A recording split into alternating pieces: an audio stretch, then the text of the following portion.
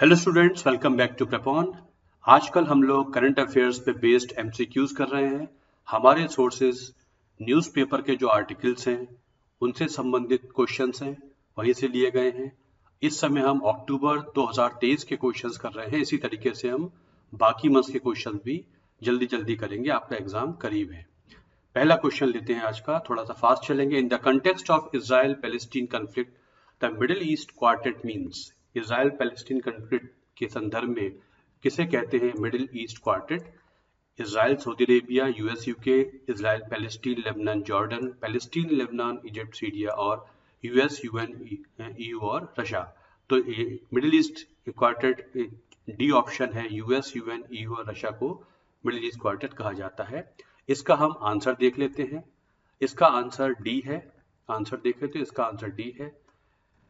After the Oslo process, which promised two-state solution, froze in the mid-1990s, there has been no major movement in the peace efforts. The late Saudi King Abdullah bin Abdulaziz and the Middle East Quartet, the UN, US, and EU and Russia made separate proposals in the millennium aimed at reviving the two-state solution, but these proposals reached nowhere. ये होता है middle east quartet, इस context में ये कहलाता है। इन्हीं article से हमको कुछ ना कुछ क्वेश्चंस किसी और फॉर्म में मिल सकते हैं, बट क्योंकि ये कंटेक्स्ट में रहे हैं, करंट अफेयर्स में रहे हैं, तो ये इंपॉर्टेंट हो जाते हैं। With which of the following countries does India have a free movement regime? Bangladesh है, म्यांमार है, मालदीव्स है या फिजी है? तो इसका आंसर म्यांमार है, बी। इसका आंसर बी होता है। The MHA said that free movement regime exists between India and Myanmar. Under the FMR, every member of the hill tribes who is either a citizen of India or citizen of Myanmar who is resident of any area within 16 kilometers on either side of the border can cross the border on production of a border pass. इसकी validity 1 साल की हुआ करती है, issued by competent authority and can stay up to 2 weeks per visit. अब इस article से हमको 2-3 बातें और पता लग गई। तो फ्री मूवमेंट रिजीम इंडिया और म्यांमार के बीच में एग्जिस्ट करती थी। The Negro River has reached its lowest level since official measurements began 121 years ago. The Negro River is a tributary of Amazon, Nile, Niger और Congo. किस river की tributary है Negro river? यहाँ पर कॉमन सेंस लगाएंगे तो आप Africa के किसी रिवर को लगा देंगे, नाइल, नाइजर या कॉन्गो। इसका आंसर अमेजोन है, अमेजन की ट्रिब्यूटरी हुआ करती है। आंसर देखते हैं। हिंदू का आर्टिकल है, इन ब्राजील्स Amazon rivers fall to record low levels during drought. The Negro River, the Amazon's second largest tributary, on Monday reached its lowest level since so many years. The record confirms that this part of the world's largest rainforest is suffering its worst drought just a little over 2 years after its most significant flooding. तो answer is Amazon. Next question, cricket का inclusion Olympics में बात चल रही थी, उससे संबंधित question है। As per a report, cricket's inclusion in the Olympics will be confirmed at the 141st International Olympic Committee session in October 2023. अक्टूबर में एक मीटिंग हुई थी, उसमें ये तय होना था कि क्रिकेट को ओलंपिक में ले लेंगे। Cricket has never been played in the Olympics before. इससे पहले क्रिकेट को कभी ओलंपिक्स में शामिल नहीं किया गया। इसमें कौन सा स्टेटमेंट करेक्ट है? पहला करेक्ट है, दूसरा करेक्ट नहीं है। और अक्टूबर 23 को ये मीटिंग हुई थी, 23 अक्टूबर 2023 को, और cricket has been included in Olympics. But cricket पहली बार नहीं, इससे पहले भी क्रिकेट ओलंपिक्स में रह चुका है। The International Cricket Council delighted at the decision of the organisers of the Los Angeles 2028 Olympics to recommend cricket for inclusion at the games. Cricket has been played in the Olympics once before in Paris in 1900 when England and France battled for the gold medal. Which state is called fruit and vegetable bowl of India? Maharashtra, Sikkim, Himachal Pradesh और कर्नाटक। यहाँ confusion हो जाएगा महाराष्ट्र और हिमाचल को लेके, तो answer is Himachal is called fruit and vegetable bowl of India. Himachal Pradesh ranks second in apple and almond production in the country. The state, called the fruit and vegetable bowl of India, is also one of the largest producers of off-season vegetables and exotic fruits like persimmon and kiwi. तो इस answer is Himachal Pradesh, not Maharashtra. Consider the following statements about world bank and IMF meeting in Morocco. Morocco में हुई थी इसके बारे में तो statement IMF and World Bank traditionally hold their annual gathering of finance ministers and central bank governors outside their Washington headquarters every 3 years. हर 3 साल में ये दोनों संस्थाएं एक मीटिंग वॉशिंगटन के बाहर करती हैं. IMF World Bank began talks in Morocco on Monday in their first ever annual meetings in African soil. और ये मोरक्को में अब पिछले 50 साल में पहली बार ये मीटिंग हुई है अफ्रीका में, मोरक्को में. तो इनमें कौन सा स्टेटमेंट सही है? पहला तो सही है, दूसरा सही नहीं है, पहले भी हो चुकी है. आंसर देखते हैं. ए इज द आंसर. इसका आंसर ए है. The IMF and World Bank began talks in Morocco in Monday in their annual meeting in Africa in the 50 years under pressure to reform to better aid poor nations blighted by debt and climate change. The IMF and World Bank last held their meeting in 1973 when Kenya hosted the event. तो 50 साल में पहली बार हो रही है, but उससे पहले हो चुकी है कीनिया में. IMF and World Bank traditionally hold their annual gathering of finance ministers and central bank governors outside Washington every 3 years. हर 3 साल में एज ए प्रैक्टिस ये ऐसा किया जाता है. Next question about the India in the non-fossil fuel sector. India is the third largest carbon emitter in the world. ये तो आप फटाफट लगा देंगे, बिल्कुल सही है. In solar power, India is ranked second globally after China. Solar power में इंडिया की रैंक सेकंड है, चाइना नंबर 1 है. तो पहला सही है, दूसरा सही नहीं है. Achieving the green energy goal, Hindu Business Line का आर्टिकल है. India's commitment to control carbon emissions is important because it is the third largest emitter in the world, but its emissions per person ranks it near the bottom of the world. Population ज्यादा है तो पर person emission काफी कम हो जाता है. Solar and wind power are the dependable twins of clean energy production revolution and are the fastest growing alternatives. Solar power, where India is ranked 4th globally, but particularly with a decisive contributor, it is expected that by 2030, installed capacities of solar and wind will be 280 gigawatt and 140 gigawatt respectively. Answer पढ़ते हैं तो 2-4 बातें हमको और पता लग जाती हैं. तो इंडिया 4th है सोलर पावर में, चाइना 1st है, और एमिटर में इंडिया की 2nd पोजीशन है. ह्यूमन राइट्स काउंसिल के बारे में एक क्वेश्चन है. Human rights council was created in 2006 to replace a commission discredited because of some members poor rights record. ये 2006 में बनाया गया था. The council reviews the human rights records of all countries periodically and appoints independent investigators to examine and report on human rights violations. तो दोनों ही सही हैं. Answer इसका सी है. Russia is defeated in its bid to regain a seat on the UN's top human rights body. Hindu का article. Human Rights Council was created in 2006 because of this. The council reviews human rights records of all countries periodically, appoints independent investigators to examine, report on issues like torture situations in countries like North Korea, Iran. It also sends fact-finding missions to investigate such things. Association membership has expanded to 23 member states and 11 dialogue partners. Glacial lake outburst flood. इसके बारे में question. Teesta basin in Sikkim Himalaya is home to several glacial lakes in the high altitude glacier covered terrain with South Lonak Lake stands out as one of the largest and fastest growing. A GLOF occurs, glacial lake outburst flood, occurs when the weak unstable natural moraine that holds a glacial lake fails and can no longer hold the water in the glacial lake. कौन सा correct है? दोनों correct है. सिक्किम में बहुत huge ये GLOF हुआ था, उससे संबंधित क्वेश्चन है. Teesta basin in the Sikkim Himalaya is home to the several glacial lakes in the high altitude covered terrain.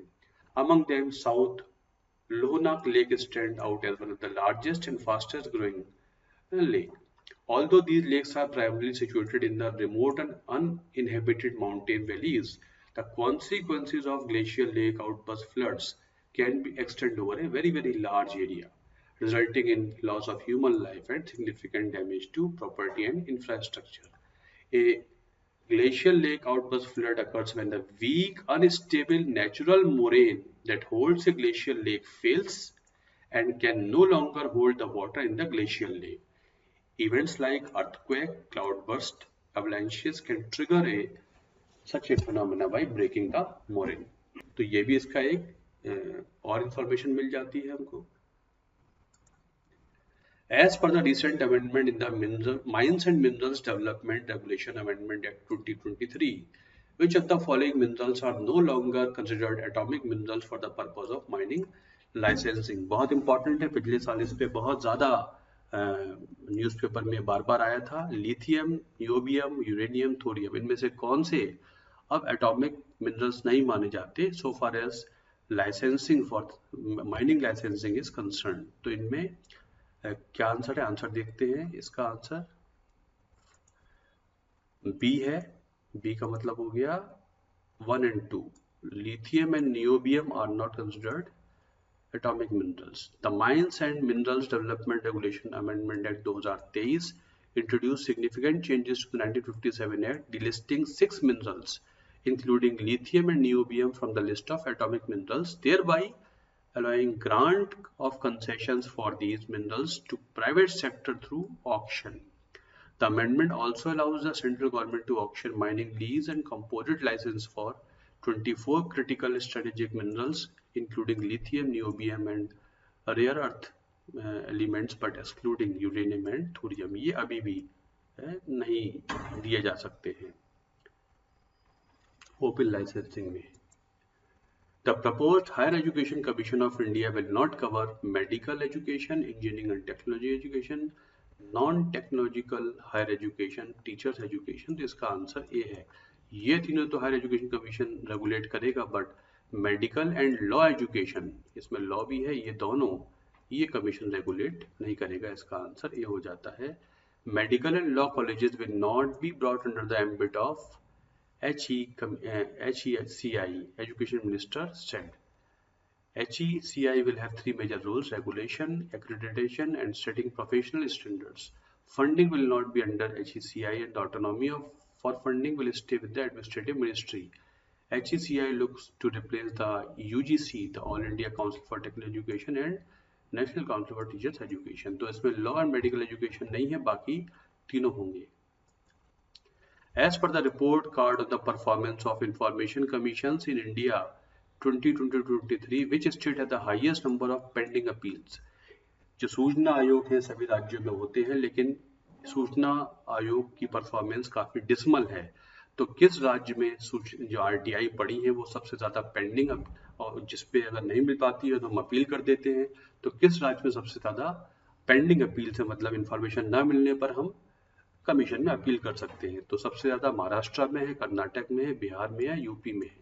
तो इसका आंसर महाराष्ट्र है. महाराष्ट्र में सबसे ज्यादा पेंडिंग अपील्स हैं RTI ना मिलने पर. Maximum number of pending appeals was in Maharashtra, followed by Karnataka. Tamil Nadu declined to provide the information.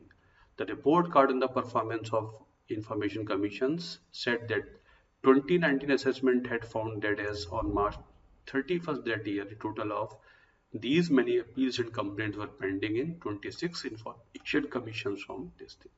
तो आंसर इज महाराष्ट्र. हिंदू का आर्टिकल है. Often referred to as Gupta Kashi, Vishwanath Ghat was recently declared India's best tourism village for 2023 by Ministry of Tourism. It is located in Assam, Tripura, West Bengal, Odisha. Gupta Kashi, Vishwanath Ghat, ये किस राज्य में होता है? आसाम में है, त्रिपुरा में है, वेस्ट बंगाल में, उड़ीसा में है.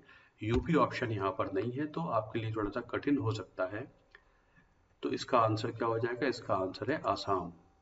Kaziranga reopens with tribute to British era officer. Forest officials in Assam had been planning to ease the tourist pressure on Kohra and Bagori, the two central ranges national park. The initiative includes a nature walk trail in Burha Chapuri Laukhova Wildlife Sanctuary west of Kaziranga for exploring a bee-eater colony and freshwater mangroves. A boat ride for dolphin watching in Brahmaputra at Bhomaraguri. Visit to tourist village Vishwanath Ghat. Often referred to as Gupta Kashi, Vishwanath Ghat was recently declared India's best tourism village of 2023 by Ministry of Tourism. It is in Assam. Which of the following statements about Gandmardhan hill located in Balangir Bargarh in Odisha is not correct?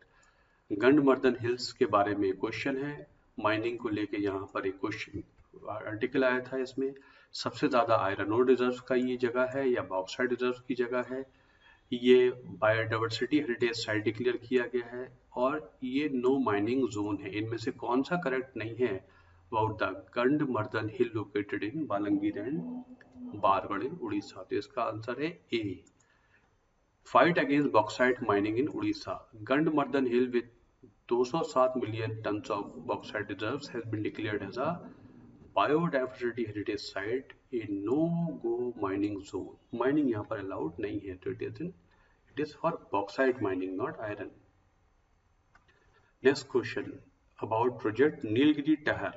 It has been started by Tamil Nadu and Kerala jointly. Nilgiri टहर का जो project है ये दोनों राज्यों ने मिलकर शुरू किया है। The mountain grasslands of the Annamalai Tiger Reserve is estimated to be the biggest habitat for the tahar. इनमें से कौन सा करेक्ट है? नीलगिरी टहर पे अखबार में बहुत ज्यादा आया था, आंसर डी है। इसमें दोनों ही गलत हैं। Hindu project Nilgiri tahr launch in Tamil Nadu. The mountain grasslands of Anamalai tiger reserves are estimated to be the second biggest habitat for the tahar after Iravikulam National Park in Kerala. Second largest है ये Annamalai. ATR has an estimated population of 510 individuals in 35 groups. A survey conducted by this. The Grass Hills National Park in ATR is home to largest population believed to be the 200 individuals. तो दोनों ही गलत हो जाते हैं। ये तमिलनाडु ने start किया है। On the lines of World Economic Forum, some cooperative sector leaders and experts have formed the World Cooperative Economic Forum to be based in, जैसे वर्ल्ड इकोनॉमिक फोरम है ऐसे ही एक वर्ल्ड कोऑपरेटिव इकोनॉमिक फोरम भी शुरू हुआ है। ये कहाँ पर होगा? ब्राजील में, इंडिया में, बांग्लादेश में, चाइना में। तो इसका आंसर इंडिया है, इंडिया में शुरू होना है। On the lines of World Economic Forum, some cooperative sector leaders and experts have formed the World Cooperative Economic Forum to be based in New Delhi. ये इंडिया में होना है।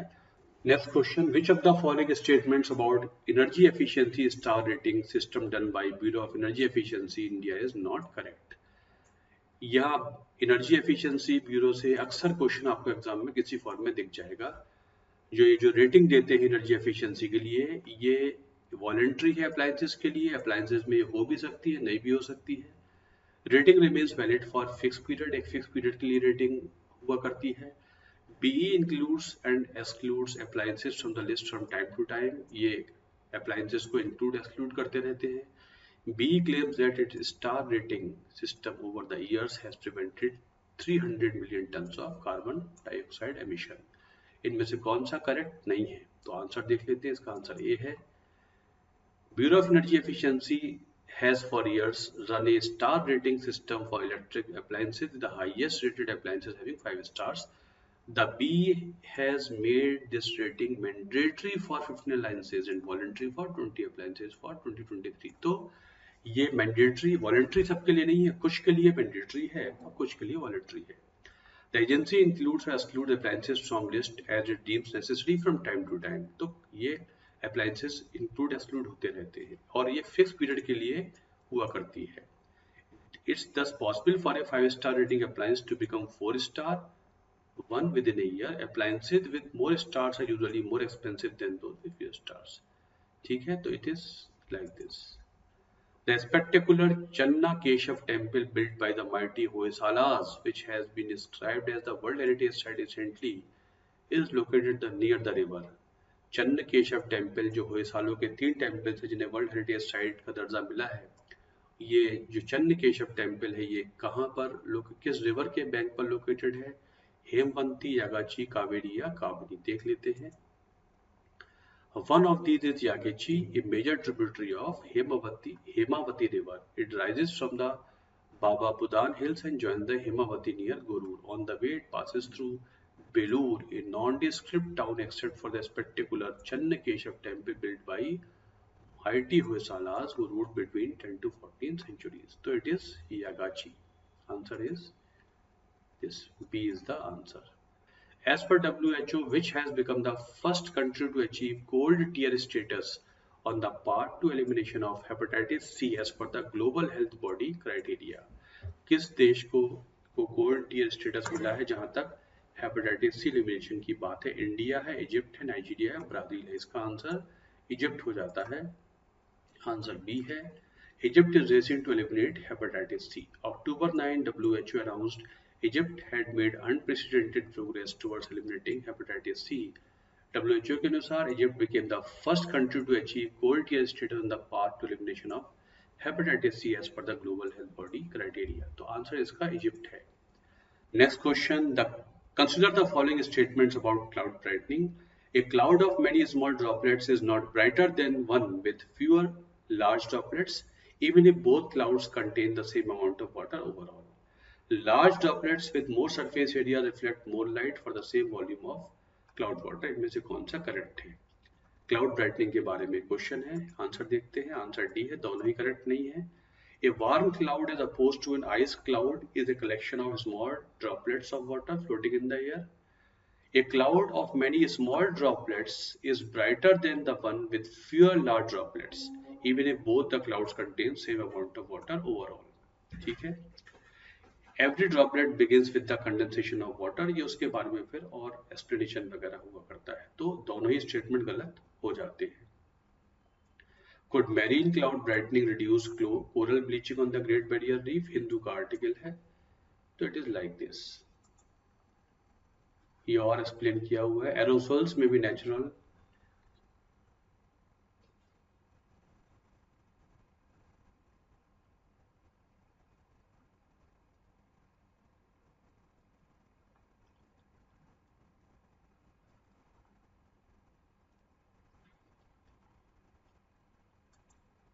Everything has been explained in this explanation. तो आप इसे देख सकते हैं। Consider the following statements about cotton export scenario in the world. India, China, Brazil and US are the leading cotton producers in the world. पहला, India is the largest exporter accounting for a 28% share in global exports in 2023. 2023 में India largest exporter रहा है cotton का। इनमें से कौन सा correct है? इसका आंसर देखते हैं। कॉटन एक्सपोर्ट की बात हो रही है। ए आंसर है, पहला सही है, दूसरा गलत है। मतलब ये है कि ये चारों ही लीडिंग एक्सपोर्टर्स हैं कॉटन के, बट इंडिया लार्जेस्ट एक्सपोर्टर 2023 में नहीं है। Currently, India, China, Brazil, US are the leading exporters. However, the US has been exporting more than 90% of its cotton produce in the international market and the largest exporter, accounting for a 28% share in the global export in 2023. Similarly, the C4 countries, including Cote d'Ivoire, are also exporting more than 90% of their cotton produce, reflecting the high level of dependence on the international market. On the other hand, India exported only 8% of its cotton produced in 2023. In the context of cotton cultivation, which 4 countries are called C4? कौन से 4 देश C4 कहलाते हैं जहां तक cotton cultivation की बात है? India, China, Brazil, US, Benin, Burkina Faso, Chad, Mali. India, China, Pakistan, Brazil, China, Egypt, Pakistan and Nigeria. C4 countries इसमें से कौन से कहलाते हैं? The issue of cotton subsidies garnered global attention in 2002 when Oxfam published a report, Cultivating Poverty. The report found that enormous US cotton subsidies destroyed the livelihoods of cotton farmers in Africa by depressing international cotton prices, diminishing their prospects of cotton export. While African countries, namely Benin, Burkina Faso, Chad and Mali, referred to as C4 countries. ये Africa के 4 countries हैं, along with Cote d'Ivoire, were the most affected by US cotton subsidies. Significant damage was also done to their other developing countries. Which of the following sectors is the largest consumer of energy in India? Industry है, transport है, agriculture है, residential है। Answer is A. Similarly, the industrial sector was the largest consumer of energy, using more than half of the total final energy consumption, followed by transport, residential and agriculture. Confusion यहाँ residential से हो जाएगा अगर ये question आपके exam में आता है। तो industry is the largest consumer of energy, not residential. Global cooling pledge के बारे में क्वेश्चन है। The emissions from both the refrigerants and energy used in cooling now account for 7% of the global greenhouse gases. and are expected to triple by 2050 as temperatures continue to rise. ठीक है, जो refrigerants और से जो और cooling के लिए energy use होती है उनसे जो ग्रीनहाउस गैसेस का एमिशन है वो 7% है, जो बढ़ ही जाएगा. COP28 presidency held by the UAE is leading the pledge alongside the UN Environmental Program Coal Coalition. Which of the statements are correct? देखते हैं इसे. C दोनों ही correct हैं. Emissions from both refrigerants and the energy used in cooling now account for about 7% of GHGs and are expected to triple by 2015. There will be about 3 billion more air conditioners installed around the world beyond the roughly 2 billion currently in place. The COP28 presidency held by UAE is leading the pledge alongside the UN environmental programs, UNEP's Cool Coalition. तो ये दोनों ही सही हो जाते हैं. The Brussels effect is used in the context of data governance, ban on coal-based power generation, sanctions on Russia due its aggression on Ukraine, none of the above. ये newspaper में आया था. ब्रुसेल्स इफेक्ट किस context में इस्तेमाल कर सकते हैं, देखते हैं.